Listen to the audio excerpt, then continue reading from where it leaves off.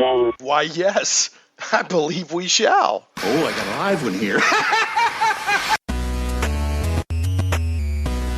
Getting geeky in Little Rock, it's Shane Plays Geek Talk, a journey into the things we love. I'm your host, Shane Stacks. Thanks so much for tuning in. Always glad to have you. Today's show is going to be a smorgasbord, a cavalcade, if you will, of geek news. So haven't done it in a while. And today is going to be one of those. Used to, the show, I would spend like the first 20, 30 minutes doing news items, and then I would have my guest to interview. But I felt like that really stole a lot of time from my guests, even though I would let them comment on the news items and all of that. So now I just do these big honking news episodes every now and then. So let's get this one going. And, did you hear that someone set us up the bomb?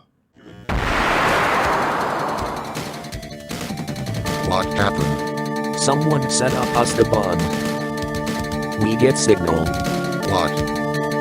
Main screen turn on. It's you. How are you, gentlemen? All your base are belong to us. You are on the way to destruction. What you say? You have no chance to survive, mate, your time. Ha ha ha. So, if you recognize that just strange but amazing bit of internet history, that is All Your Base, also known as All Your Base Are Belong to Us, which was it was one of the first major internet memes, just things that went around.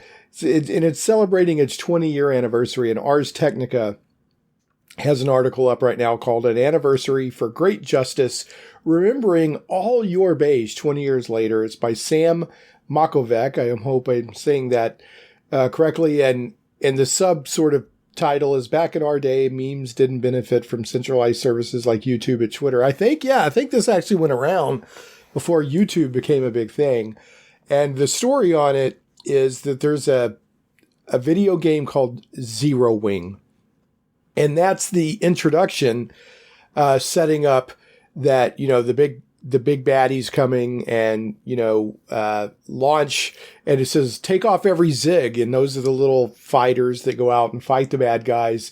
And it's an action video game. Ars Technica describes it as a competent shmup, shoot 'em up, from the Sega Genesis in 1992. But what caught everyone's attention, because the game itself was okay. It was like I said, it was competent. But what caught everybody's attention was the translation into English. The localization was done by somebody who didn't know English very well, but I guess he's who they had.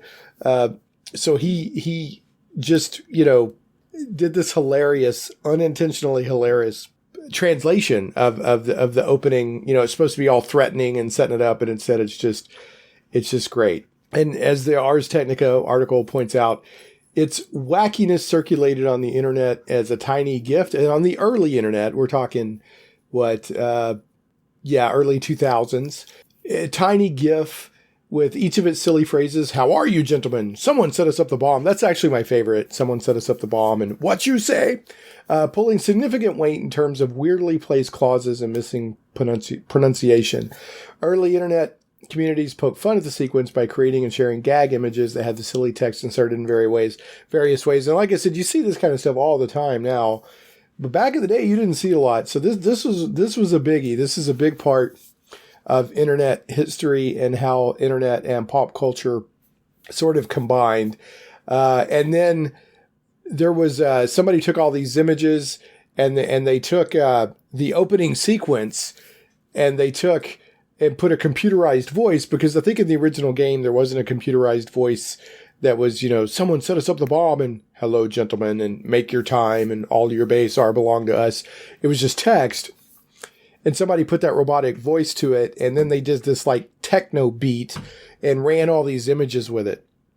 And it just went around, and it was a huge thing. So I'm going to, in the show notes for this episode, go to shaneplays.com. I'll have the link to not only this article, but also a YouTube video that shows the original All Your Base, Our Belong to Us collection of images with the techno music and the robotic voice introducing everything. So make sure to check that out. And we've got another plucky little rover up there on Mars. The Mars Perseverance landed 2 days ago. I'm recording this on Saturday, February 20th. It landed successfully on Thursday, February 18th, and it was extremely cool to watch the feed from JPL, Jet Propulsion Laboratory, in coordination with NASA. They've successfully launched and landed yet another one of those cute little rovers that's zooming around all over Mars and just going crazy and doing all kinds of just crazy rover stuff up there. But again, this one is Perseverance, and I recommend if you missed it while it was happening, or if you watched like the coverage on major news channels or whatever. I watched it via what's called the clean feed on YouTube. JPL had a live feed from their control room, and the clean feed means you were just getting the discussion and chatter among the team, and occasionally they would put graphics up to kind of represent what was going on with the rover as it, separated from its main spacecraft and descended and all that. It was really interesting, and the clean feed is just, I don't know, to me much superior than, when you're watching on like a major news channel. They cannot have any dead air, so they just have to keep chatter and chatter and chatter, and even if there's nothing to say. That's just the nature of it, so I understand why. But the clean feed is really interesting, and I'll put a link to that in the show notes at shaneplays.com. And, it lasts about 2 hours, and, it's just fascinating to see all the, they're so nervous, but they're so professional. And, just all the checks and everything they go to, and just the excitement of the team when it landed and the first images came through. It's just really cool to watch. So definitely go check that out. Another thing that a lot of people are checking out right now, and I'm checking it out as well. I haven't seen the most recent episode. I'm up to episode 6. If you haven't heard yet about the new Marvel Cinematic Universe series, WandaVision, on Disney Plus, this isn't exactly a news item, but I want to just take a moment and recommend it. It's really, really, really well done. It's unique, it's clever, it's odd, it's its own thing, but it also connects directly and strongly into the main Marvel Cinematic Universe. And if this is an example of the quality of Marvel TV shows and movies we're going to get, post Endgame, I'm very encouraged, because Marvel Cinematic Universe under Kevin Feige, or is it Feige, and the other people involved, so many people involved making it great. That first 10 years was spectacular. They had all these movies that tied in together, and they just told an amazing, compelling story, and it just so much good character growth and so much good storytelling and just good, pure, exciting, fun entertainment. And so I've been curious. I'm like, okay, now that I think it's phase 4 they're going into, if I remember right. Anyway, it's extremely well done, and it starts off very quirky. I'll try not to give away too much, but it starts off very quirky. The first 3 episodes are basically Wanda and Vision. Vision, by the way, I don't think this is a major spoiler because, Endgame and Infinity War have been out for a while, died. Thanos killed him. So how is Vision around? And that's one of the questions that will have to get answered. But they're basically living in sitcoms, like 50s sitcoms, 60s sitcoms. Like every episode advances, you get up to like 70s, 80s, and they're like in a sitcom. And then eventually it starts intersecting with the quote-unquote outside real Marvel Cinematic Universe, and it's done just extremely well. There's a couple of minor characters that have been in some other Marvel movies that feature here that are just done really well. It's just really, really well done. I'm trying not to give too much away, but at the same time, I'm trying to encourage you to check it out if you haven't seen it. And even when they're in the sitcom episodes, those are entertaining in their own right, but there'll be little hints that something's not quite right. And it's also, I will say that in the comic books, Scarlet Witch's powers were far beyond what was shown in the Marvel movies cinematic universe up till WandaVision. And WandaVision is taking it they're lining her powers up more what they are in the comic books. And if you'll remember, they even showed this, or they mentioned this during WandaVision, that, you know, Scarlet Witch, they never call her Scarlet Witch in the Marvel movies, but Wanda Maximoff actually went toe to toe with Thanos a little bit, and, you know, kind of was almost one of the few people to really hurt him. So she's pretty powerful. And that's all I'll say. But other than to say that this unfolds wonderfully well. There's going to be 9 episodes total. Now, I will tell you that they have a very long credits, but so far there's been no mid or end credit scenes. I want to save you time there. However, I will say I've seen that the most recent episode, which is number 7, which I have not seen yet, evidently has a mid-credit scene. That's pretty important. So check that out. Can't recommend it enough. You know, Disney Plus has got some great content on it. You know, right now, I mean, if you don't have Disney Plus, to me, it's worth a month's subscription just to see The Mandalorian and to see WandaVision. But anyway, I'm really looking forward to the further Marvel TV shows and movies that are coming out. And one last thing, it also looks like WandaVision is setting up there. You know, there's Monica Rambeau, who was Captain Marvel's friends in the Captain Marvel's friend in the Captain Marvel movie. In the comic books, Monica Rambeau also has developed superpowers, and at one time was even called Captain Marvel. She had sort of light-based superpowers. Well, it looks like they're setting that up in this WandaVision series too. So anyway, that's all I want to say. Check it out. I think that you will really enjoy it. All right, anyway, so WandaVision. Check it out. Shane Place says check it out. All right, on to some video game news here. Everybody loves video games, right? We all love video games, right? So we all want news, right? So here it is. All right, there is a Chinese open world RPG that has rocketed to the top of Steam with over 170,000 concurrent players. Now, pay attention. That doesn't mean there's only 170,000 people playing it. There's a lot more people blowing it up.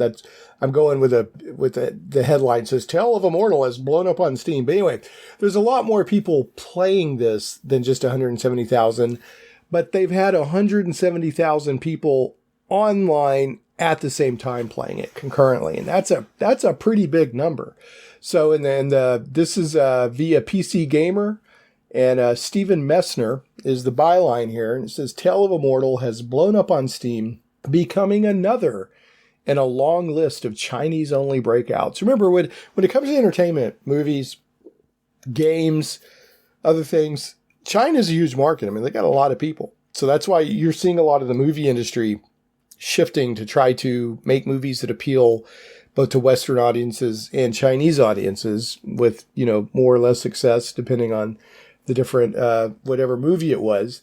But according to the article, it says Tale of Immortal is an early access sandbox sim that's only been out a week, and this came out 15 days ago, this article. But that hasn't stopped it from becoming one of those popular games on Steam. Earlier today, so about February 5th, concurrent players peaked at just over 172,000 people, making it the 5th most popular game on Steam, beating out Grand Theft Auto 5 and Rust. Players seem to really enjoy Tale of Immortal 2, as it now has over 15,000 positive Steam user reviews, giving it an 86% positive rating. Not bad for an early access game that just launched a few days ago with simplified Chinese as its only available language option. It says if you're getting deja vu reading this, it's because Chinese indie games have been blowing up on Steam with surprising regularity over the past few years. Charming life sim Chinese Parents and complex martial arts RPG The Scroll of Tai Wu both topped Steam's global bestseller list in 2018, with the latter quickly selling over 1 million copies in just a few months. And then more recently, games like Bright Memory, Sands of Salzar, Amazing Cultivation Simulator, and Gujian 3, I think I'm saying that right, Gujian 3, have experienced similar success. Each one beat out notable big-budget releases to top Steam's bestsellers list and has tens of thousands of positive user reviews. Now, I'm not saying that these games aren't good, okay? I'm just saying that I'm not surprised this is happening and beating out, you know, bigger budget releases or whatever, because again, the population in China is much higher than, say, for example, the United States. So I'm not saying that a bad Chinese game will just do better because of the population, but I'm saying if you have a good game that releases for a Chinese audience, I'm not surprised to see it kicking much butt on Steam compared to maybe, some other releases. So Chinese PC gamers are flocking to Steam and buying complex sandbox games and single-player RPGs. Or it says that Chinese PC gamers are doing this, buying complex sandbox games and single-player RPGs challenges the basic assumptions of the Chinese gaming industry. I don't know what those assumptions are, but let's see here. The belief that Chinese gamers only want to play free-to-play MMOs or ultra-competitive multiplayer games like League of Legends has prevailed for decades. And yet, vibrant Chinese indie games continue to blow up on Steam and outperform many big-budget releases. I think that any genre can do well if you put out a good game and it starts getting word of mouth and people start playing it.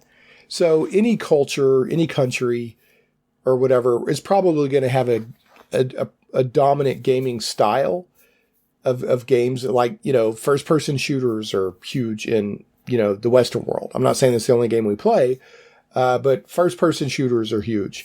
And for a while, they were saying, well, just do MMOs because single-player RPGs aren't big anymore. Well, in the past 10 years since Kickstarter's come out, that's put lie to that assumption. So I guess what I'm saying here is it's easy to fall into, especially when you're investing money and wanting return on your investment as a game publisher or game developer, is that, China only wants MMOs, so you make MMOs. But if you put good games out, it just, despite the genre, they have a chance of breaking through and doing well. And that's why indie is so important to the game development space, because indie studios, which can be anywhere from one person to, 10 people to 5 or 20, whatever indie consists of, non-AAA, whatever, they're more agile and they're more likely to take risks.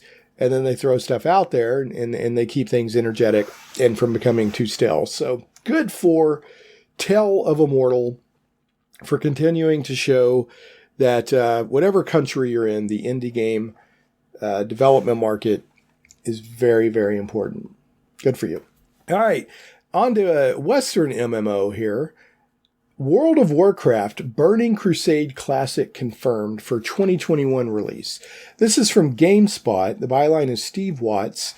And it says World of Warcraft Classic. Now remember, there's World of Warcraft, which has been out for, well, let's call it 16, 17 years now. I think I remember playing it in 2004. They have a classic version now for the people who want to play the classic version that came out years past and not the version that has all the newer bells and whistles and everything. Anyway, so that the World of Warcraft Classic will get its first retro expansion this year with the addition of 2007's Burning Crusade. So what they're saying is that in 2021, World of Warcraft Classic version will get the Burning Crusade, which was an original expansion back from 2007. So it says, for those that have been enjoying a retro World of Warcraft experience through WoW Classic, Blizzard is expanding the experience by introducing a classic version of Burning Crusade. This means that players will be able to relive playing World of Warcraft's first expansion just as it was when it launched in 2007. World of Warcraft Classic is set to be updated with the game's first expansion in the same retro style. World of Warcraft Burning Crusade Classic will launch, quote-unquote, later this year, letting you step back into Outland as it appeared in 2007. The expansion will let you play as a Blood Elf or Draenei. I hope I said that right. I'm not, I played a little bit of MMO, or Worldcraft. I've played a little bit of World of Warcraft, but it's definitely never been my main MMO. Anyway, you could play a Blood Elf or Draenei in WoW Classic. Content will be released in phases, letting players experience the Burning Crusade progressively over time. That means the community can prep itself for events like the opening of the Black Temple and the Sunwell. If those mean anything to you, good for you. It will also reintroduce arena PvP, jewel crafting, and flying mounts into the WoW Classic experience. I remember flying mounts was a big deal back in the day. And then WoW Classic players will also have a choice as whether they advance to Burning Crusade. You'll be able to keep your characters in the vanilla Classic version of the game or move them to the Burning Crusade era. So, World of Warcraft, the Burning Crusade Classic is included with any WoW subscription. So if you're playing the main game or Classic already, you'll get to access this content for free. And I think, I'm positive, not just think, that World of Warcraft went to a free-to-play for maybe like the first 20 levels or something like that a while back. But I don't know how World of Warcraft Classic or the Burning Crusade will figure into that, to be quite honest about it. All right, moving right along. When it comes to RPGs, and we're going to talk more about single-player RPGs here. Every year, Philippe Pepe, and if you don't know Philippe Pepe, he's got the RPG book, ebook out there that you can find. Just search for Philippe Pepe and search for RPG book, the RPG ebook. It's free. Okay, let me clear that up with a quick footnote and help explain it better. Philippe has the CRPG book project, which is sharing the history of computer role-playing games, where he invited a tremendous amount of people to write up games, and it's laid out really well, and you have contributors, such as Chris Avalone and others. And in fact, I still owe Philippe a write-up on Sword Coast Legends. But anyway, go to crpgbook.wordpress.com. You can get it in ebook format for free. This thing is laid out, looks professional, has a lot of great information, and you can also order a print version. Anyway, go to crpgbook.wordpress.com or search for the CRPG Book Project. It's a wonderfully well done book that, I recommend. And, don't forget about Dungeons and Desktops second edition, The Complete History of Computer Role-Playing Games, by myself and Matt Barton. Those are two wonderful companion books, but definitely check out Philippe's book. But anyway, every year on the RPG on the RPG Codex, he does the game of the year from the previous year. So he has crunched all the numbers. He runs a voting for a period of time, then he shuts down the voting and crunches the numbers, and it's done very statistically. It's not just some quick straw poll. They have people, a lot of people, it's got a big pool of people voting, and he does it his approach is very scholarly, is what I'm saying. So again, this isn't just some straw poll. He's got the Game of the Year results for 2020 up on the RPG Codex. You can go to the show notes at shaneplays.com and check out the show notes there, and I'll have this linked. But basically, he ran everything, and here's how it came out. Game of the Year for single-player RPGs. I guess it's only single-player RPGs. I don't think MMOs are in here. He's cut the categories into just two this year, which is Best RPGs of the Year and Best PC Ports/Remasters. But so the Game of the Year, the first, coming in at number 1 is Wasteland 3. Coming in second is Yakuza Like a Dragon. And coming in third is Troubleshooter Abandoned Children. And the best remaster/port is Persona 4 Golden. And I really recommend you go check out the link on the show notes, or go to RPG Codex. That's rpgcodex.net, and search for the Game of the Year 2020 results. It's called Results and Cool Graphics. And just to give an idea here, he's got two axes here, and it's the percent of voters who played it versus the percent of positive votes. So it's not just how many people played it, and it's not just the positive votes. It's a mix of the two, and you get this very cool graph.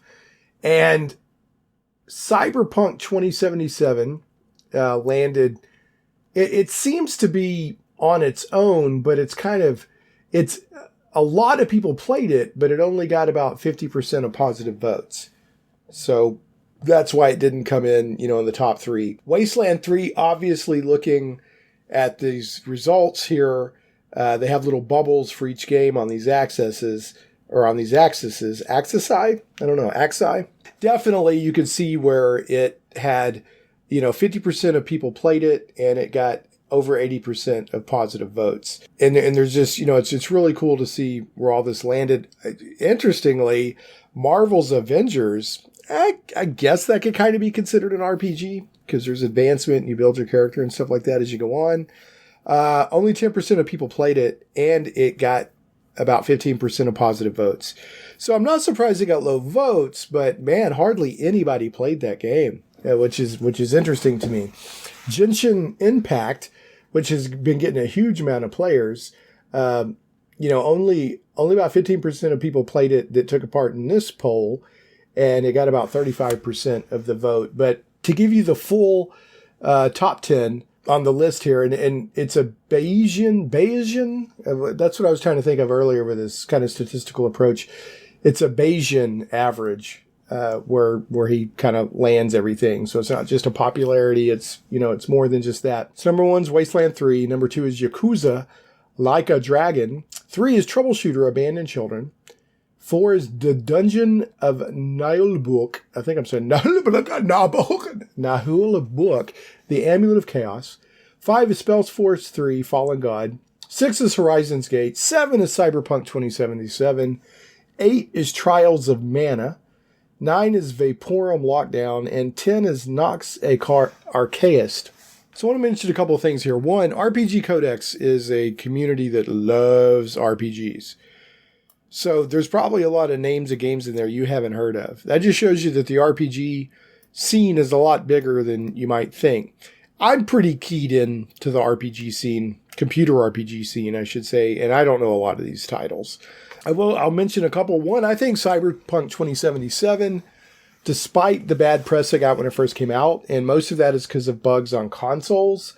Even, there are bugs on PCs, but it was the consoles that gave the biggest problem. I think it's a pretty amazing game. It's very immersive, and it's a lot of fun, and I enjoy the story. And then, so I recommend checking it out, despite what you may have heard. It is a very well done game. And then this Nox Archaist game is very interesting. It is I hadn't heard of it until, I think the only reason I even really know of it is because of my friend Matt Barton and Matt Chat, and then also the RPG Codex. They actually developed an Ultima style, like a classic Ultima style game in a custom game engine coded entirely in 6502 assembler. And I believe they developed it on Apple hardware, like old classic Apple hardware. So you could play it on an Apple, I think an Apple II, if I remember right, or you could play it on Mac or PC. Yeah, it's, let me look here. Yeah, it's Apple II. So I'm pretty sure they actually developed it on an Apple II. So if you're wanting that classic computer RPG, like Ultima type experience, I mean, it looks like it. Evidently, it plays like it. Richard Garriott, Lord British himself, has endorsed it. And I think he's in the game. His character is in the game. So you might want to check it out. Again, it's called Nox, Noxarchaist. From both the "This is why we can't have nice things" and the "Who didn't see this coming" departments, let's take a look at a story involving McDonald's and Pokemon. So a couple of weeks ago, McDonald's decided to release Pokemon. Well, they didn't decide 2 weeks ago, but they started doing it a couple of weeks ago. They started selling Happy Meals with Pokemon cards to help celebrate the 25th anniversary of Pokemon. And it was, hey, nice idea. And I think people could also come in and buy the packs at McDonald's separately from the Happy Meals. Well, you know what happened. People went nuts. People started snapping them up left and right and started scalping them like crazy. I think on eBay they had some sets for like $1,000. Anyway, so the original story, which sounds nice, is from Hype Beast. The byline is Joyce Lee. And again, it just says, if there was ever a time to relive the nostalgic days of McDonald's Happy Meals, it would be now. According to sources, the fast food chain is expected to bring Pokemon trading cards to its Happy Meal in celebration of Pokemon's 25th anniversary. This article is from February 4th. So the Pokemon and McDonald's promotion is rumored to launch in February and is set to feature 25 cards. So the whole thing is 25 cards, right? Consisting of the different Pokemon starters throughout its various series. Fans might even have a chance at picking up Pikachu, who was a starter in Pokemon Yellow. To differentiate the cards from other editions, the cards will include a 25th anniversary stamp on the corner. So, and of course this did happen. They started selling them, and, in the same article, a supposed McDonald's manager named Mia Socks. I don't know where that name, I'm not trying to make fun of the name. I don't know how to say it. MJISAACS. I don't know if that's a name or an online handle. Revealed that the Happy Meal is set to come with 4 card booster packs. Each pack will reportedly contain 4 different starter Pokemons, one of which will be a holo card, while the other 3 are non-holos. This means that each of the 25 cards will be available as both holo and non-holo. Hold on to your hats for this, bringing up the total of cards to 50. So, Pokemon Company at this point had yet to officially reveal the promotional set, but some McDonald's stores had already begun advertising. And yes, of course, it did happen. The scalpers descended. Here is a article from IGN, posted February 11th, and I've seen a couple of other articles pop up, including official statements from McDonald's. But the headline is, McDonald's, quote-unquote, strongly encouraging restaurants to prevent Happy Meal Pokemon card scalping. Seriously, did nobody see this coming? I mean, seriously, did you really think that you were going to take Pokemon cards, put them in Happy Meals, and not have shenanigans? But anyway, so the subtitle here is Not a Very Happy Meal, and the byline is Tom Power. Again, this is from IGN. McDonald's has revealed it is, quote-unquote, working quickly to restock Pokemon 25th anniversary trading cards, following reports that scalpers are profiting from the limited edition packs. Really? Yeah. I mean, do you think? I mean, I'm sure there's inside jobs going on here, outside jobs, people hitting every McDonald's in it to get these things on eBay and make a buck. I mean, it's, people are hurting out there, folks. I'm not even making fun of that. Everyone's looking for a way to make a buck right now. And is, quote-unquote, strongly encouraging restaurants to set a limit on how many packs they sell to individual customers. Did they not think about this ahead? This is what I cannot get my head around. Why was this not already thought of in advance? Yesterday it was revealed that the commemorative Pokemon cards, which are only supposed to be attainable when customers buy McDonald's Happy Meal, I guess that you can't just go in and buy one. Because sometimes the toys in a Happy Meal, you can just go in and buy it without buying a Happy Meal. But I guess, according to this, you buy a McDonald's Happy Meal, you get the Pokemon cards. So maybe they thought ahead a little bit. Anyway, they're being purchased in bulk by scalpers. Shocker, shocker. I cannot believe it. My mind will not believe that. And sold for ridiculously high sums online. In some instances, I think I said $1,000 earlier, it's even worse. Full boxes of the packs are being posted on sites, including eBay, for $1,500. So not a complete set, but boxes, like complete boxes of, from McDonald's. You're supposed to open up and put them in the Happy Meals. And Red Phoenix Sports Cards, in this, they did a quote from them. So McDonald's and Pokemon are sure hope you do some form of inventory control for your promo Pokemon cards. Some of your stock is being sold in sealed boxes, which means they're not even making it to your stores. So same thing happened with Tim Hortons Hockey 2, retail $1.99. I'm not quite sure what that's referring to. But there's a couple of pictures here on stuff on eBay for a box for $925, another box for $1,000. That's not even including shipping. And then responding to IGN's request for comment, a McDonald's spokesperson said the restaurant franchise is moving to distribute more packs to its outlets, and said that restaurants would be strongly encouraged to limit how many packs they can sell to individual customers. Well, duh! I mean, okay, here's the deal. They knew this was going to happen, and they let it happen for more free advertising. That's the only thing I can think of here, because you knew that this was going to go crazy. All right. The McDonald's, I'm not even going to read their statement, because it's so corporate robot bull snookies. I'm not even going to read it. But that they put out a statement, blah, blah, blah, whatever. But McDonald's has confirmed that the company is working with its supply chain to help restock at restaurants that have sold out of Pokemon card packs, and we do not condone reselling Happy Meal bonuses for profit. However, some restaurants will seemingly be allowed to offer standalone pack purchases in unspecified cases. I don't know. And then Happy Meals with backup toys will be offered if restaurants run out of Pokemon trading cards. Yeah, okay, what are you going to give me? Another? My son has gotten a Soul plushie toy so many times. Like, you're supposed to get a Marvel toy, and he got like a Soul toy, and, no, the people, they want the Pokemon cards. McDonald's, they want the Pokemon cards. All right, that's weak. Anyway, there you go. In other Pokemon news, Post Malone, I don't even know who that is, will perform a virtual concert on February 27th, 7 days from now, as part of the franchise's year-long anniversary plan. I don't know who. I don't know. I don't care. Pika what? Anyway, go to McDonald's, get a Happy Meal, get some Pokemon cards, folks, if the scalpers are kind enough to allow you to do so. All right, let's take a moment and do some show notes, and then we'll get back to the news. And folks, you want to stick around after the show notes because there's a lot more news to come, including I've got Babylon 5 news, I got Red Dwarf news, I got Day of the Dead news, I got Batman the Animated Series news, Godzilla vs. Kong, Lord of the Rings trilogy stuff, J.R. Tolkien's former home, DC Comics, a Spawn universe of comics coming, Dragonlance. I got all kinds of news coming, so stick around right after these show notes. A reminder that you can get links and notes and whatnot on each episode of Shane Plays Geek Talk at shaneplays.com. That's ShanePlays.com. Our last show is there, among the other places it goes out. That was episode 236, the most anticipated geek movies of 2021 with Dave Ellswick.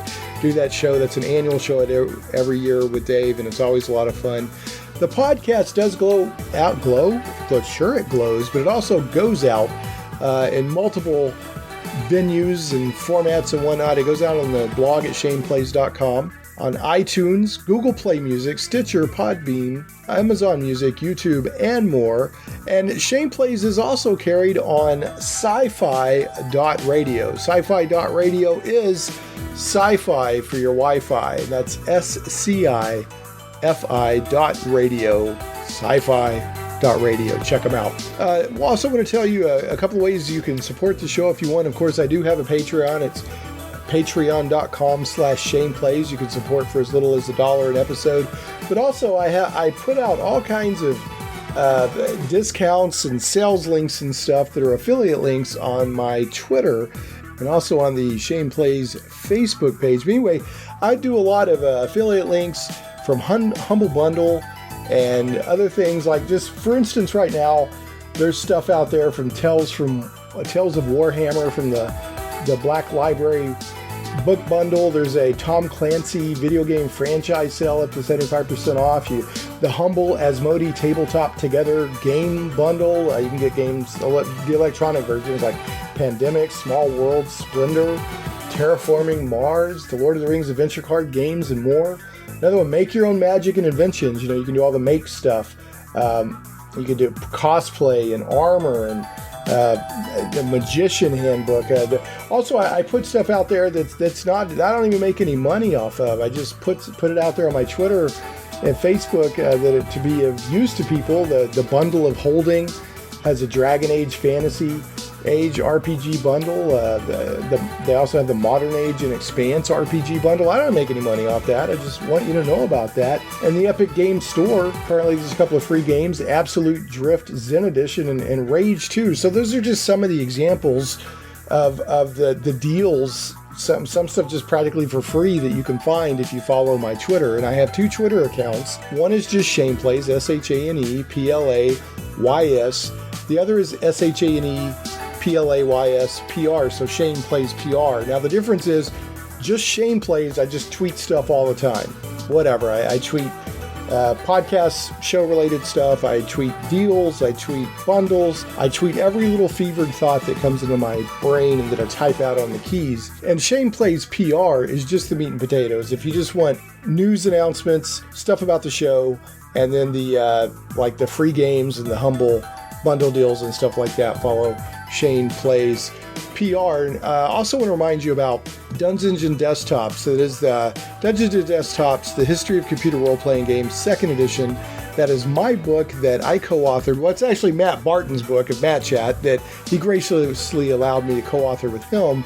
And that is the definitive book on The History of Computer Role-Playing Games, 2nd edition. I mentioned that briefly earlier in the show, but you can find it at Amazon. It's linked, I'm sure, from the Shane Plays website. So go check that out if you're into computer role-playing games at all. And last but never least, I want to give a shout out to Cursova Magazine, CIRSOVA Magazine, advertising partner, Cursova Magazine. Again, that's CIRSOVA Magazine. I was just reading some H.P. Lovecraft recently, and this magazine, Cursova Magazine, is keeping the torch alive for the pulp fiction, the adventure fiction. It's also got new fiction in that vein, adventure fiction, amazing tales, that kind of stuff.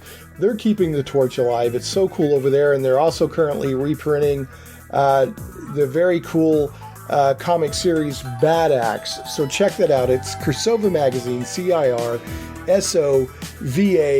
Magazine. And that's it for the show notes. Thanks so much for listening, and let's get back to the Geek News Cavalcade. All right, let's get going with some geeky TV news here. First up, Babylon 5 finally gets remastered and is now available to rent or buy online. This is via space.com with the byline Scott Snowden. And the sub-headline here is it's available on Amazon, iTunes, and HBO Max. Now, I checked, it is available on Amazon Prime Video, but it's not for free under Prime. You got to spend $1.99 per episode. I would assume the same for iTunes, but it looks like it's free on HBO Max. Now, when on Amazon, it said, remastered on the little title card or thumbnail image or whatever for the show, and it didn't say that on HBO Max, but I'm assuming that it's the remastered version on HBO Max. And I gotta say, it's pricier than most of them, but HBO Max has a lot of good stuff on it. I gotta say, I've been really impressed with HBO Max. But anyway, here we go. J. Michael Straczynski's epic sci-fi saga Babylon 5 has finally received a long overdue upgrade to HD of sorts, and is now available as a digital download from Amazon and iTunes. We're available globally and on HBO Max. Now, it goes on to say that it's not quite as comprehensive an overhaul as, for example, like Star Trek The Next Generation received, but it's far better than the DVD quality that we've been forced to watch until now, and it's probably the best it's probably the best that we'll get. Babylon 5 Remastered has been scanned from the original camera negative. The film sequences were scanned in 4K and then finished or downscaled back to HD with a dirt and scratch cleanup as well as color correction. The CGI and composite sequences have been digitally upscaled to HD with only minor tweaks were absolutely necessary. So it doesn't sound like they replaced any of the special effects or anything like that. And then tragically, according to the post here, the remaster retains a 4:3 aspect ratio, not 16:9, even though the show was filmed for widescreen and released on DVD and widescreen. So that's kind of a bummer.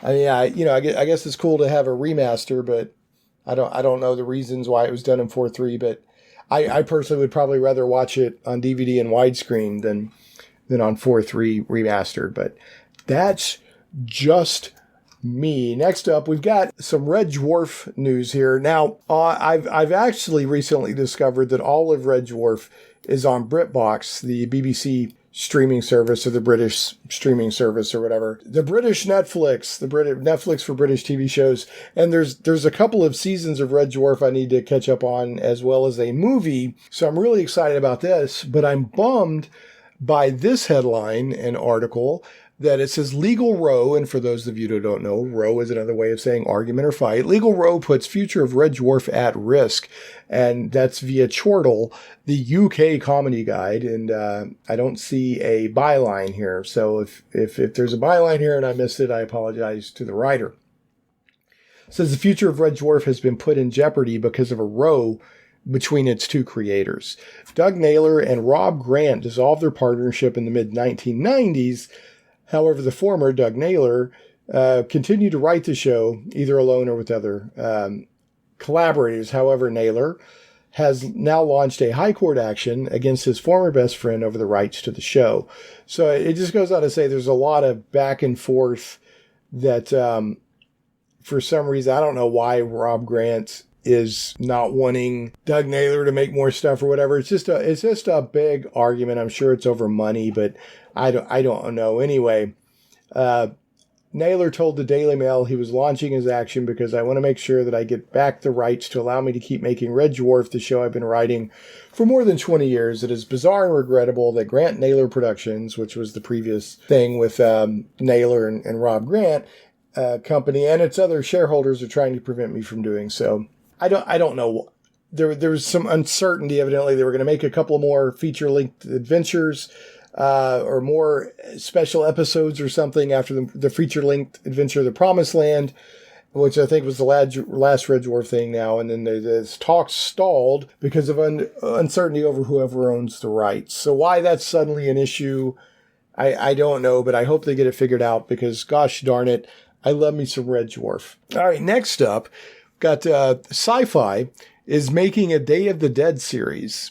And it supposedly will have some ties to George Romero's original classic Day of the Dead movie. And this is via Bloody Disgusting by John Squires. So if you don't know, Day of the Dead, I think there's been a remake since then.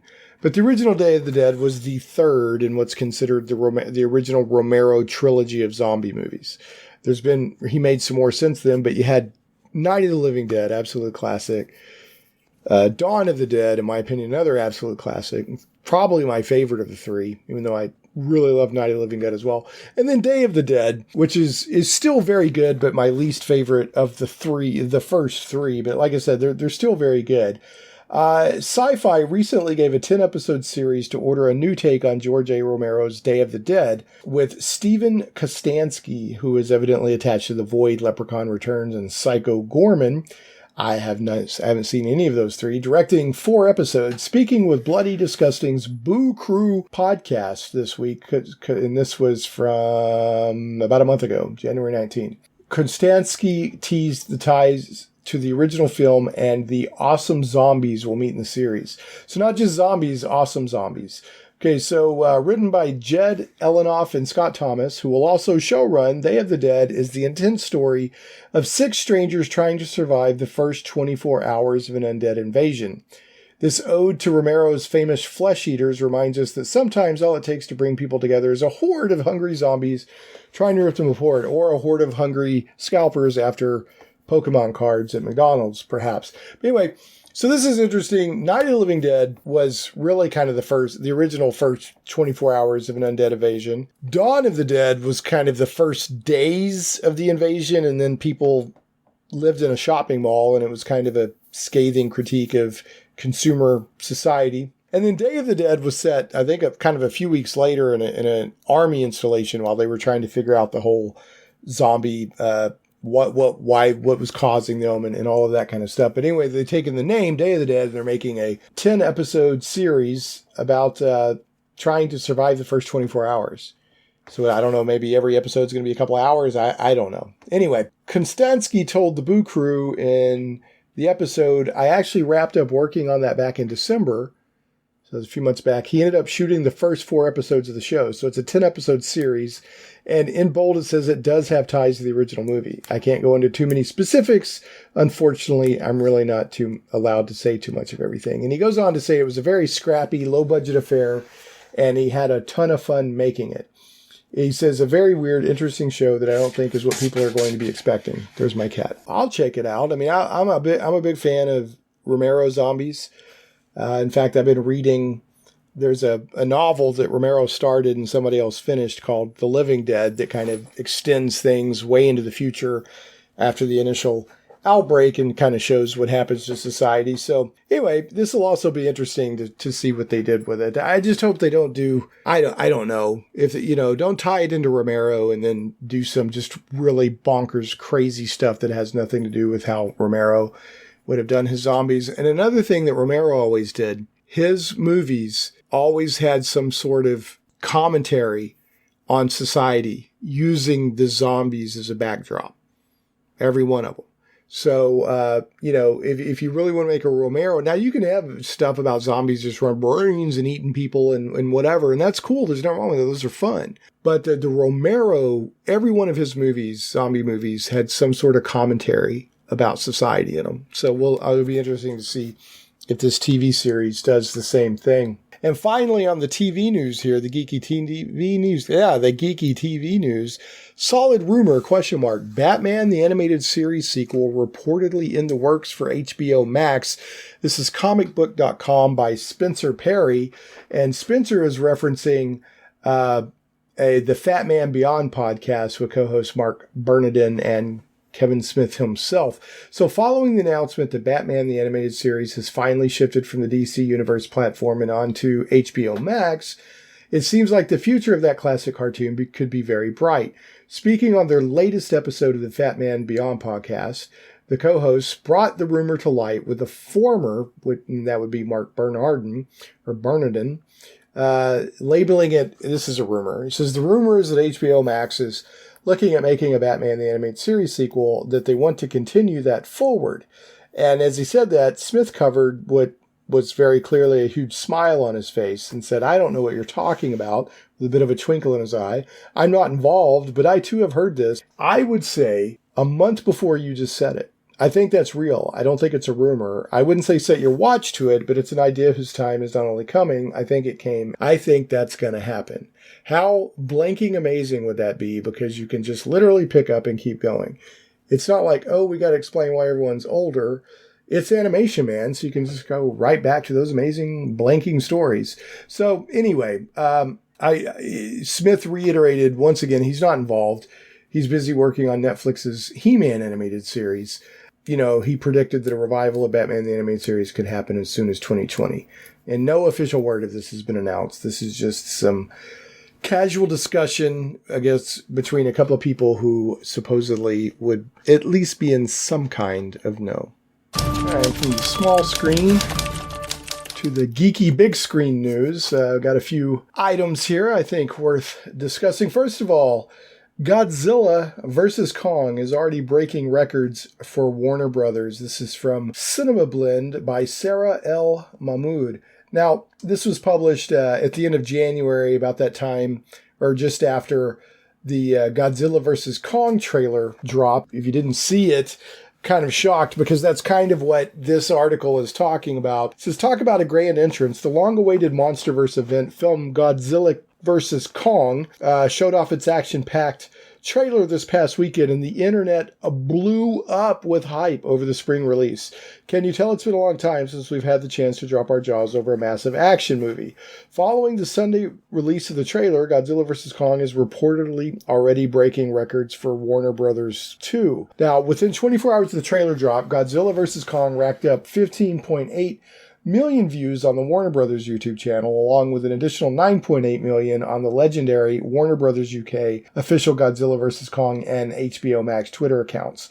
Luis Fernandez recorded the results on Twitter, sharing that it could very well be the biggest debut ever for Warner Brothers. Since the initial numbers have flown in on Monday, Godzilla vs. Kong's trailer numbers on the Warner Brothers YouTube has risen close to 40 million views. To put things into perspective, the Batman DC fandom trailer that came out in August, showcasing Robert Pattinson as the Dark Knight, currently sits at 27.7 million views on YouTube 5 months later. Godzilla vs. Kong's viewership nearly beat its current count in the matter of a day. So, this does look like it's building up to be a great movie. The Godzilla movie that came out, several years ago was decent. Godzilla King of the Monsters was a lot of fun. Really enjoyed it. I've talked about it on the show before. And, and the most anticipated geeky movies of 2021, the most recent podcast, of course, we talked about it again. I'm looking forward to it. My friend Dave Ellswick's looking forward to it. Pretty much everybody's looking forward to it. And it's a lot of fun, even though we all know that they're probably going to fight and then have to combine against a bigger threat or something like that. It's a lot of fun to talk smack about who's going to win. I've got Godzilla. Godzilla's the man. I got nothing against Kong, but he's an ape. Okay? He's a big banana-eating ape, and Godzilla is a nuclear thunder lizard. And he's, by all rights, he should just jack him up. Who knows? However they write it. I just want a good, entertaining movie with some Godzilla action. There's going to be some other kaiju. They call them titans in the MonsterVerse, but they're kaiju. So I'm ready for the throwdown. It's my WWE, and it's going to be a lot of fun. So I hope you're looking forward to the movie like I am. Next up, Zack Snyder's Justice League. This thing went from being, whispers and rumors and everybody denying it. Zack Snyder would kind of drop hints that it was out there. Everyone's like, oh, no. Zack Snyder never finished any kind of movie that could be released in a final form. No. And let me be clear. I enjoyed the Justice League movie that came out where Zack Snyder started it and then Joss Whedon came in and finished it up. I enjoyed it. I liked the tone of it. I thought it was a fun movie.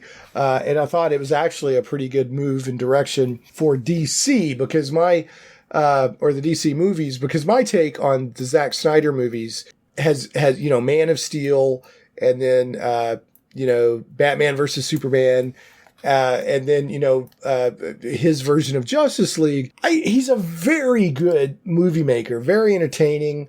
There's a lot to love in Man of Steel, and especially Batman v Superman. If you watch the Batman v Superman Ultimate Edition, which adds a lot of footage, it's a much better movie than released in a theater. But I don't like his dark vision for DC.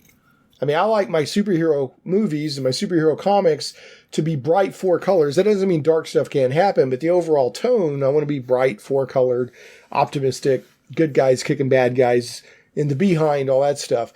But I do think that Zack Snyder's DC movies make for good Elseworlds. And Elseworlds is DC's version of What If. It's like, this isn't the main continuity. It's what if this happened?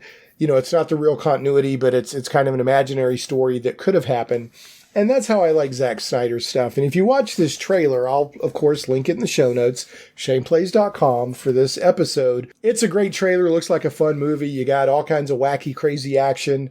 You've got footage showing like Cyborg, looks like before he became Cyborg. You got more Flash footage. You got Superman in the black costume, which a lot of people wanted to see, which from the classic, after the death of Superman, you had the reign of the Supermen, and Superman was running around in a black costume that was kind of helping him get his powers back and all this stuff.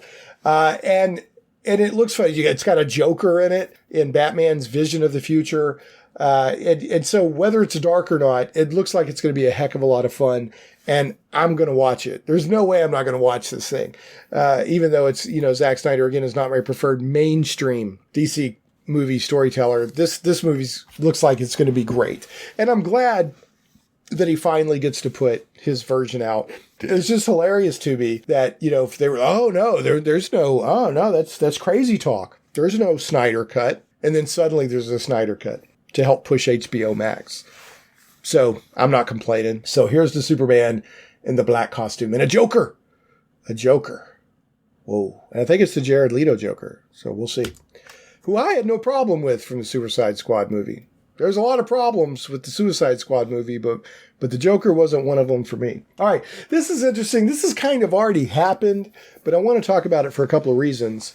The Lord of the Rings trilogy remastered to be released in IMAX theaters. This is by Patrick Cavanaugh from comicbook.com. Originally came out on February 4th. Now, let me just say that I think re-releasing not the Hobbit movies, but the Lord of the Rings movies, which are now like 20 years old, that blows my mind. But to release those remastered in IMAX theater is a great idea. I would love to see that. I would love to spend the money to go see that. But I've got a bit of a problem with it, and I'll explain that here in a second. First of all, it says fantasy films don't get much bigger than the Lord of the Rings trilogy, and the movie theaters don't get much bigger than IMAX, two true statements, with the theater chain confirming that they will be showing the original films for the first time in the IMAX format starting on February 5th. Put a pin on that, and I'm going to come back to it. Given the scope of the series, IMAX will be showing one film for the first week, while the next week will see the release of the other installments. With each version of the films being the remastered edition, the director Peter Jackson recently approved and released on home video. Given that this year marks the 20th anniversary of the series' debut, and with Amazon Studios developing a new TV series based on the concept, it's actually not the Lord of the Rings concept, it's material from way before the Lord of the Rings in the timeline of the Middle Earth, but anyway, that's a digression. It says it's the perfect time to revisit the classics. Now, let me tell you what I don't like about this. Okay, I love the idea. They're going to be in 4K. They're going to be, on IMAX and all that, which, by the way, I saw for one of the Hobbit movies, I think Desolation of Smaug, the Battle of the Five Armies, I saw in like 4K IMAX or whatever, and it was almost too good. It was almost too clear and pretty. I don't know if that makes sense, but I didn't feel like I was watching a movie. Maybe that's what they want to take into the future, but it almost felt like I could just climb up right on stage and get in the middle of everything, which I'm just used to seeing movies that look like movies. But anyway, so here's what I don't like about this. I really think it's irresponsible to push this and release it and when we're still in the coronavirus pandemic, because they were doing it on February 5th, then a week later, And I personally, now there are other people out there that do. And if you're like, hey, I don't mind going and watching a movie in the middle of coronavirus pandemic, whatever, man, that's cool. That's you. And I don't think you're a bad person for wanting to go out in the middle of whatever and see a movie. That's your choice you have to make. But I don't like that they did this. And I know that's, part of why they did it. Let's get people into the theaters so that businesses can make money and employees can make money and all that stuff during the pandemic. I get all that, but I'm not going to go out there and see these movies in the middle of a pandemic. And even if I went by myself, I definitely wouldn't invite friends with me and go in a group. Invite friends with me and go in a group, not invent friends. I don't have to invent friends. I really have friends. Trust me. So yeah, I hope they re-release these again after the pandemic. And I would definitely go see as many of them as I can. I think it would be amazing. I've actually been itching to see the Lord of the Rings movies again. I haven't watched them in a while. And when I saw this headline, I was like, oh, cool. And I was like, oh, no. So, it's right in the middle of when I don't want to go out into a movie theater. So anyway, I do hope that they release these again in IMAX. Later down the road so that I can get a chance to check them out in IMAX. And on a token note, not a Lord of the Rings movie note, not even really a movie news, but this is a good place to talk about this. There was a recent Kickstarter that actually just today failed. And I'm sad about this. It's Preserve J.R.R. Tolkien's former home as a public writing haven. And they were trying to save J.R.R. Tolkien's home, where he wrote The Lord of the Rings and The Hobbit, and establish a writing and creative center for the public. I think that's a really good idea. They were trying to raise $700,000 or $700,750, and they raised $278,390 with 2,500 backers plus change. I hate that this failed. They were going to try to help create the first literary center in the world dedicated to Tolkien. There is no library center devoted to Tolkien studios anywhere in the world, which is kind of surprising to me because, it's a massive influential writer in his work. And it said, this is the perfect house to set this right. It's on the market. The house that Tolkien wrote the books in is on the market. So they wanted to move quickly to secure it before it goes into private hands, and the once-in-a-generation opportunity is lost. So they were kind of building this concept around this house at 20 Northmore Road. It was his former home in Oxford. He wrote The Hobbit and The Lord of the Rings. J.R.R. and Edith Tolkien moved into 20 Northmore Road with their young family in 1930. Over the next 17 crucial years, the house was the heart of the Tolkien home. It was here that J.R.R. Tolkien wrote The Hobbit, which he had begun as a bedtime story for his children, and followed that with another unexpected journey. That book became The Lord of the Rings. So they were going to set up a not-for-profit project to achieve all of this. And I think it was a good idea. Maybe there's some way to still have this happen, but the Kickstarter failed, and I sure hate to hear that. But I hope that they somehow put something like this together. And if they can't do it at the home, which would have been, how neat would that have been to do it actually at the home where he wrote all of this? But, maybe they will, have another way to do this somewhere else. And they were going to have, courses, creative writing courses and writings that are all this really neat stuff. So anyway, hopefully something will come out of this, even if they can't do it at the very home where Tolkien worked. I tell you, this Geek News Cavalcade needs a little bit of comic book news, and by goodness, we are just fortunate to have a little bit. So let's take a look at this. First up, this is from Bleeding Cool News by Rich Johnston. Scoop: DC Comics buyout in the works from fans with lots of money. So there's a little bit to unpack here, so kind of stick with me on this. This is from February 15th, so it's 5 days ago. And Rich Johnston has his ear to the ground pretty good on comic book news. So I'm not saying that this is all 100% true, but he usually knows what he's talking about. So he starts off talking about how DC Comics has had a really rough year. They fired their publisher, 2 editors-in-chief, and many staffers who had been with the company for decades, with more firings coming. And this is a result of AT&T buying out Warner's and then the pandemic and cuts across the board.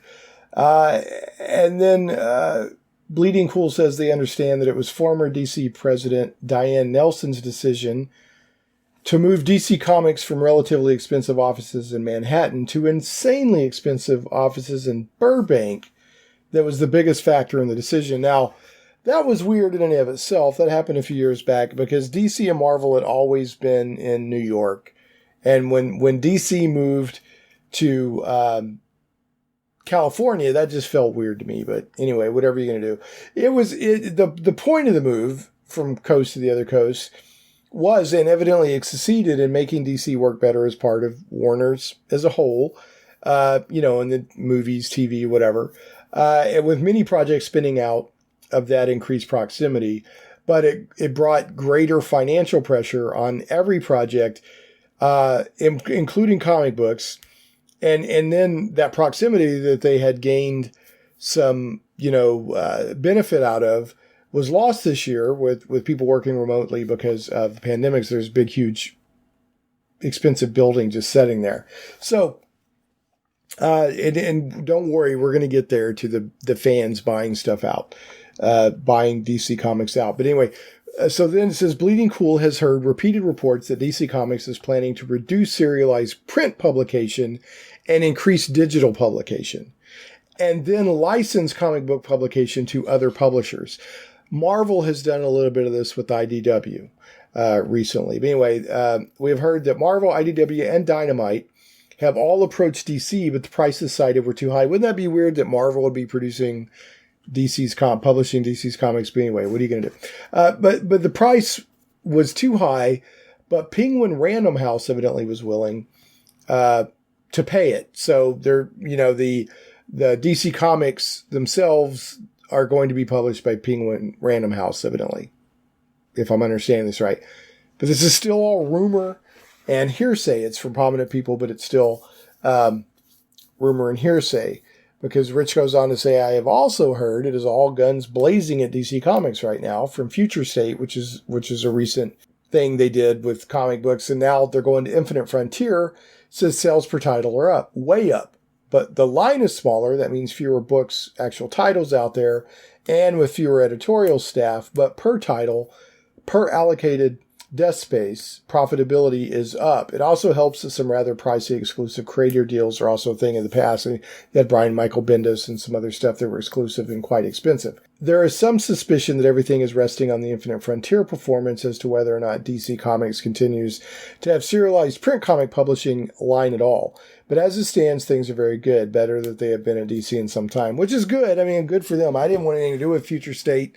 I'm tired of event comics. I just want good, solid, month-to-month, entertaining stories with characters I like. That's what I want. I'm tired of event comics. But if that, or event, big event stuff, but if that helps sell books for them, more power to them. Okay, and then, so Infinite Frontier number 0 is out in March, and Infinite Frontier number 1 is in July. I couldn't even tell you what Infinite Frontier is about. Don't care, to be quite honest. Rich goes on to say, okay, let me get to what I was talking about in the headline. You've been patient enough. Yes, we have. Last year, a number of high-rolling individuals were given tours of DC Comics Burbank with AT&T Warner's officials. Okay, so high-rolling individuals mean individuals, just regular Joes or whatever with a lot of money. As a result, there may be some new options because Bleeding Cool has been made aware of plans by big-time DC Comics fans with access to a lot of money, many millions from across many businesses, in some sort of collaboration with a combination of personal wealth and raised capital, or making an approach to AT&T. Not to buy DC Comics outright from AT&T Warner's, not to touch the movies, the TV, the games, the merchandise, but solely the rights and ownership of the comic book side of the publisher. To be able to create and publish the DC Comics line as they would like. Let Warner's do the movies and TV shows, but take all the cumbersome work of actually publishing the comic books, which everything else is based on. That's some ad-libbing on my hand, editorializing on my hand. Take that off their hands, and then Warner's could freely adapt that stuff if they wanted to. So, and he goes on to say, if you could be a member of this group, you have probably already been approached. People who can bring or even raise a minimum of 8 figures apiece, who have both an Action Comics number 1 and Detective Comics number 27 to spare. and who really, really, really like DC Comics. The fans are taking over Arkham Asylum. I kind of think I would welcome such a move because I have not been overly happy.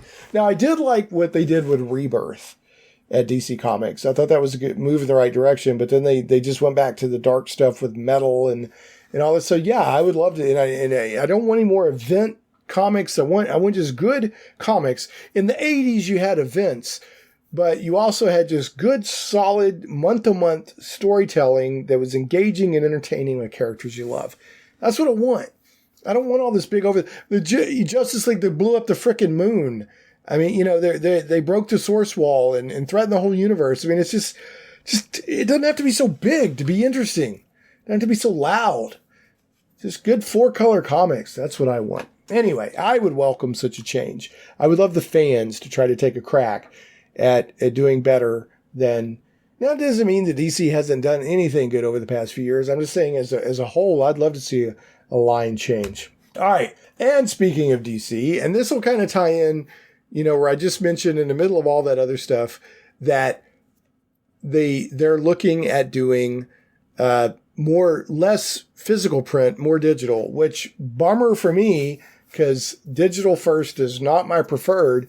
There's still something about that physical comic book that I much, much, much prefer. However, if DC is going to experiment around with this, they're going to experiment around with this. So here we go from CBR.com by Jarn Arveden. DC announces Batman 89 and Superman 78 digital first series. DC announced the digital first series Batman 89 by Sam Hamm and Joe Quinones and Superman 78 by Robert Venditti and Wilfredo Torres. So these new digital first series are coming. Both titles will debut 6 digital chapters on July 27, with 6 additional chapters arriving weekly after that. Once all 12 chapters of each story have been released, they'll be collected in 6 traditional comics released between August and October, and then as hardcover collected editions in October for Batman 89 and November for Superman 78. Now, these are continuing the adventures of Batman. You know, that when they say Batman 1989 or Batman 89, they're talking about Tim Burton's movie Batman and continuing that world. It says in the new Batman 89 comic, Hamm and Quinones will help usher in the return of the Selina Kyle Catwoman and will debut a new Robin. Plus, Quinones has a vision for Harvey Dent Two-Face that is as close to the movie magic as comic can get. And Sam Hamm, if you don't know, wrote Batman and Batman Returns. So this is the person who actually wrote those the Burton Batman movies. So who else better to, you know, continue the adventures as they quote unquote really would be.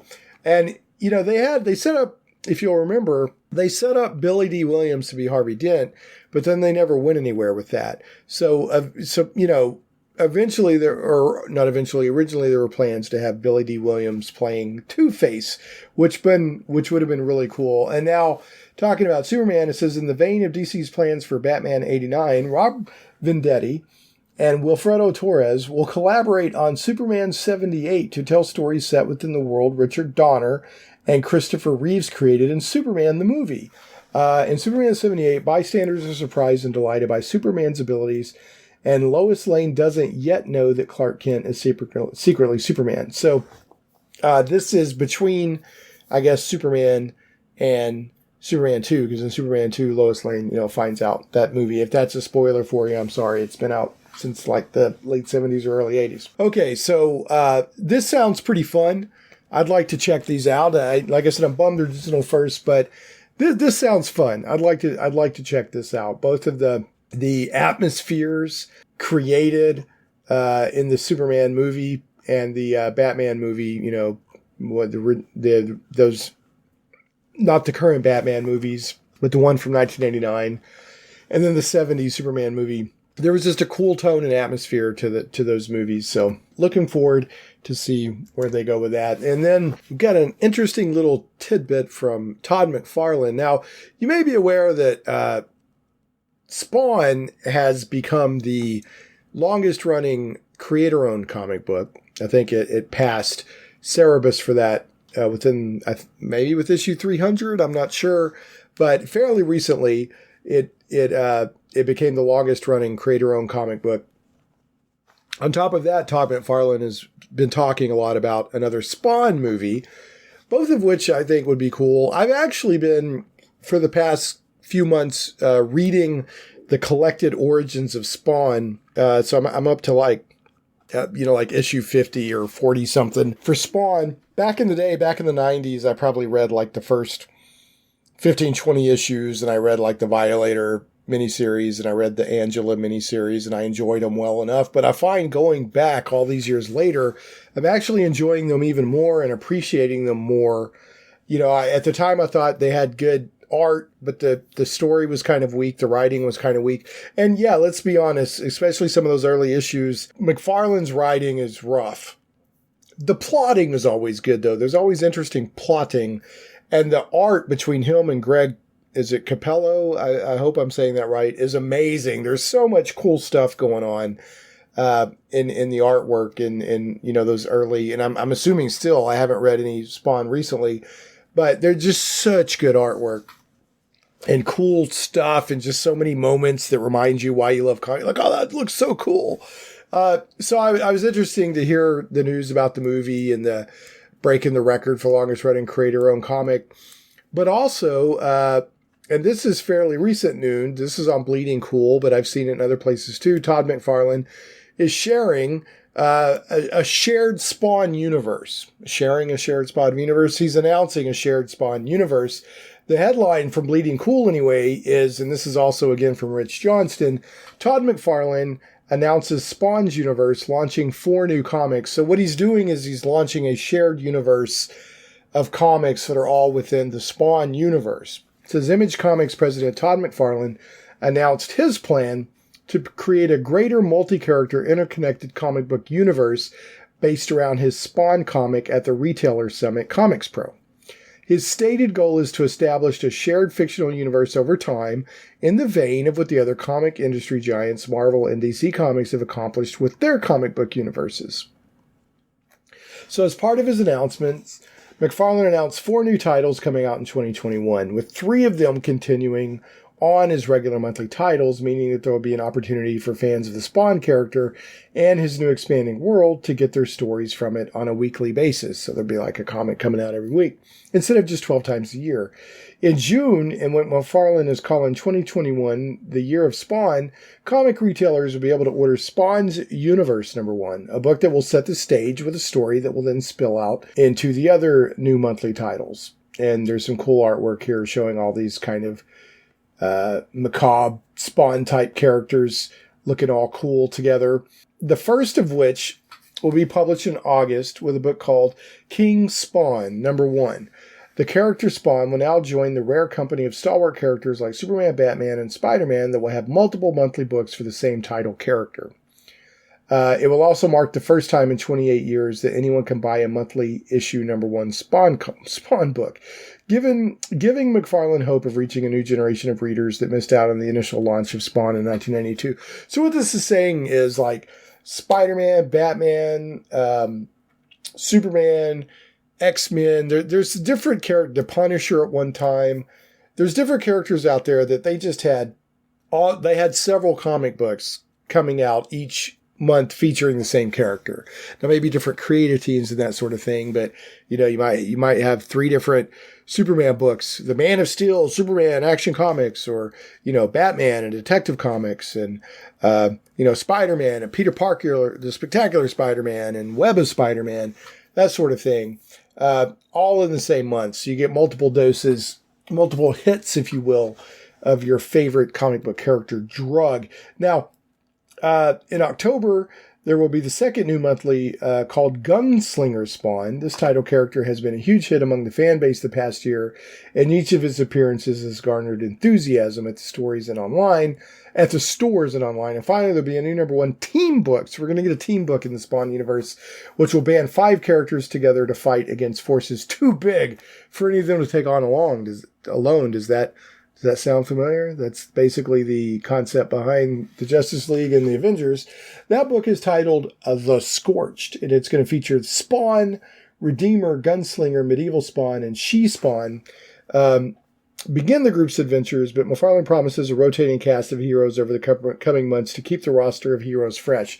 He also said that he'll be bringing in new major villains into the fold too. So, and yeah, there's some cover art here from that shows, much more than just those 5 characters, but they all have that kind of macabre, dark, hellish Spawn sort of twist to them. I'm not seeing any, bright spandex Superman type characters in here. And then McFarlane goes on to say, the simple question is this: DC Comics started a shared universe in the late 1930s. Marvel Comics began theirs in the early 1960s.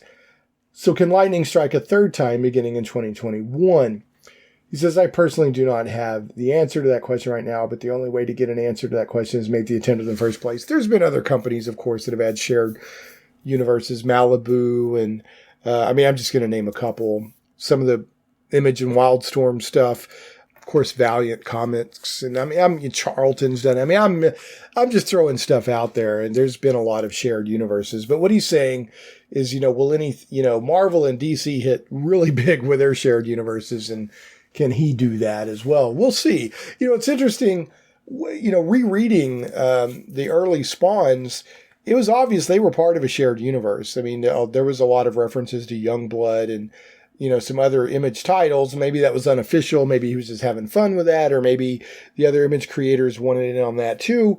But I noticed that at the beginning, the first few issues of Spawn, there was a lot of that, and then it kind of tapered off, I guess, as the different creators went their own ways.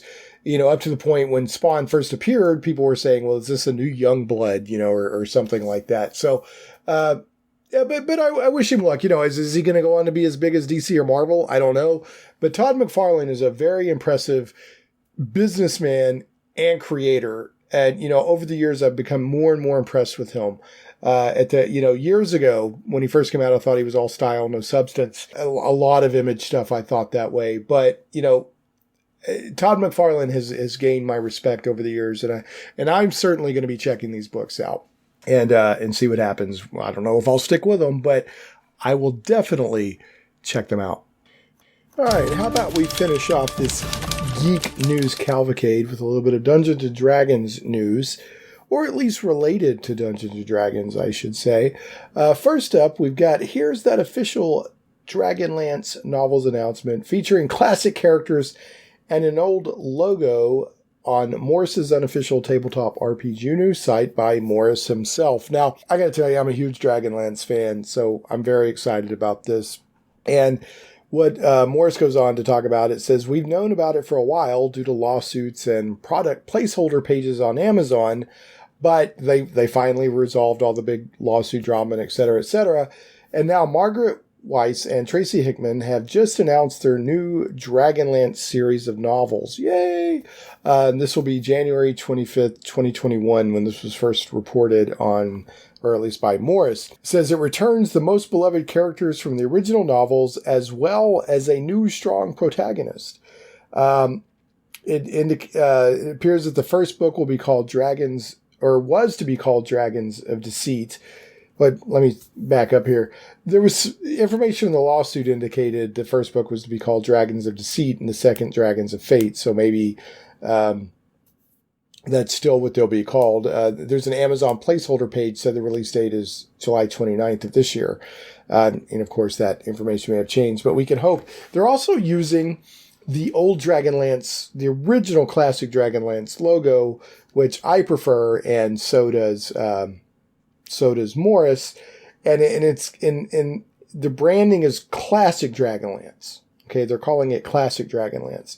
So that to me kind of indicates that these stories are going to be set in the original Chronicles or maybe Legends, the first 2 trilogies of Dragonlance. Now I got to say, Dragonlance is probably my favorite setting in D&D. And then also, I love those novels. I've read them a lot, read them first was a junior high, I think I read them, and, which would be called middle school now. And I just fell in love with those books and characters. And I reread them on occasion. And, it's, you don't get that sense of wonderment that you got when you're, the first time reading them, you're older and wiser and all that, but they're still a heck of a lot of fun. But this setting has been used and abused. It keeps going through changes and this and that. They really messed up the setting for years and years, in my opinion, with too many changes. And then they kind of got back to the core of what it should be with the War of Souls several years ago. So that's kind of my take on my super quick take on Dragonlance. But I'm excited that this is evidently classic Dragonlance, which means it's going to be set during the original Dragonlance stuff, which to me is the best time period. Just a lot of fun. And people, this might be an overstatement, but I hear people refer to Dragonlance as the Star Wars of D&D. And, it really kind of is. You just have these great characters on a huge epic fight, and I just love it. I love the setting, I love the atmosphere, and I love the characters. So looking forward to seeing how this develops, and I will definitely be a customer for these books. I may even, and I usually don't do this, but I may even buy these in hardcover when they first come out. I normally am not a hardcover guy, but I may not be able to wait. I may need to read these bad boys, as soon as they come out. So we shall see, and I hope that we do get something as early as July of this year. Now, another Dungeons & Dragons related news item, but it's actually another sort of media entertainment thing tied to Dungeons & Dragons, is Dungeons & Dragons and puppets come together in Stuff of Legends. This is from comicbook.com by Christian Hoffer from January 29th. This is a new web series led by the popular YouTube personality Jovenshire, is bringing a unique twist to Dungeons & Dragons. Stuff of Legends is a new 6-part web series that combines Dungeons & Dragons gameplay with puppetry. The new series stars Jovenshire as the Dungeon Master for a game featuring Lisa Foyles, Brandon Rogers, Shanna Malcolm, and Lasercorn. Yes, that's right, Lasercorn. While Let's Play style D&D shows have grown in popularity over the past few years, you literally watch people play D&D, Stuff of Legends also uses rod-style puppets, similar to a Muppet, made by the Las Vegas-based Deluxe Puppets to act out various battle and role-playing scenes. Jovenshire described the new series as Dungeons & Dragons meets Drunk History, but with puppets instead of actors. So, basically, this is going to be, they recorded the gameplay sessions. So you had the DM and 4 players. They recorded the sessions, and then there's certain, like the battles and certain role-playing scenes, after it was all said and done, they acted it out with puppets. I guess using the vocals of the players. I'm not sure. He said, Jovenshire said, I've worked on some animated projects. And what I like about those is when you work with cartoons, your imagination is as far as you could take it. You can make whatever you can draw. But sometimes with cartoons, you lose that physical comedy. You lose that physical aspect. And that was just really important to me. And with puppets, you get that. You get that slapstick humor. You get that tongue-in-cheek, Three Stooges comedy, all while being very animated. And when you have something as wild as Dungeons & Dragons, you want to come up with all these different crazy concepts of monsters and just turn them into puppets. So the show features a mix of live-action gameplay and scenes acted out by puppets. And looking at YouTube, it looks like the first 3 episodes are already available. Just search for Stuff of Legends on YouTube. 6 total to come, 3 out right now. And speaking of puppets and Muppets, I haven't personally gone and checked this out yet. Word on the street is that the Muppets, the original Muppets run, is now on Disney Plus, which is just darn exciting. That's good. If you've never seen the original Muppets, that's good stuff. All right, folks, believe it or not, all good things must come to an end, including this Geek news cavalcade. I hope you've been entertained, informed, and delighted by all the cool geeky news. There's so much more, boy. There's so much cool stuff out there. But I hope that you enjoyed this small sample, this tidbit, if you will, of the cool geeky stories making the rounds right now. And we can never forget to share. I have to share with you this episode's bad joke. If you're going to date an extraterrestrial, make sure it's not a Klingon. They have a very hard time letting go. And yes, that was supposed to be as bad as it was. All right, folks, thanks so much for listening to Shane Plays Geek Talk. I really appreciate it. Don't forget, you can go to shaneplays.com There'll be an episode there with the notes and all the links for everything I talked about today. If you want to know more, or if you missed something I said, just go check that stuff out. It will all be at shaneplays.com. And we will catch you next time on Shane Plays Geek Talk. And again, thank you so much for listening. Shane Plays Radio is blessed to have sponsors, and we appreciate them very much. However, did you know that you can also support the show as an individual for as little as $1 an episode? Simply go to patreon.com/ShanePlays.